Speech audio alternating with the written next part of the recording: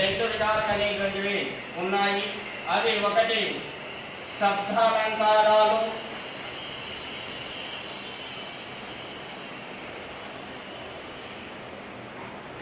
రెండు అర్థాలంకారములు అని రెండు విధములుగా ఉన్నాయి.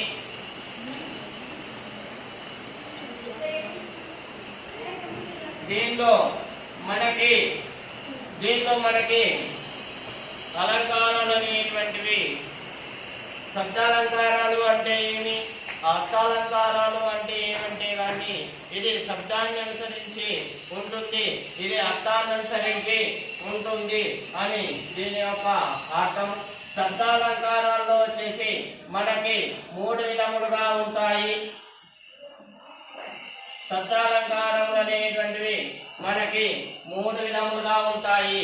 ఒకటి అనుప్రాస అలంకారము, ఒకటి అనుప్రాసము, రెండు యమకము, మూడు ముక్త పదగ్రస్తము. ఈ యమకములోనే ఒక భాగం అనేటువంటిది ముక్త పదగ్రస్తము అనేటువంటిది, ముక్త పదగ్రస్తము అనేటువంటిది ఉంటుంది. ముక్త పదగ్రస్తము. అనుప్రాసలో మళ్ళీ మనకి ఎన్ని విధాలుగా ఉంటాయంటే కానీ 4 విధములుగా ఉంటాయి. ఎన్ని విధాలుగా ఉంటాయి? 4 విధములుగా ఉంటాయి. ఒకటి వృత్యానుప్రాస అలంకారము, వృత్యానుప్రాస అలంకారము,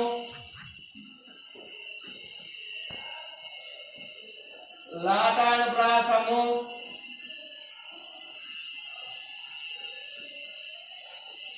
చేకానుప్రాసము,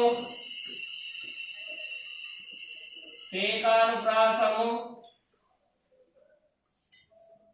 చేకానుప్రాసము, అలాగే అంత్యానుప్రాసము అని మనకి 4 విధాలుగా అనుప్రాసలు 4 విధాలు అనేటువంటివి ఉంటాయి. సార్ అనుప్రాసం అంటే ఏమి సార్ అంటే గాని ఒక పదాన్ని విడిచిన తర్వాత అదే పదాన్ని మళ్ళీ తిరిగి మరలా ఉపయోగించడం అనేటువంటిది అనుప్రాసం అని అంటాము.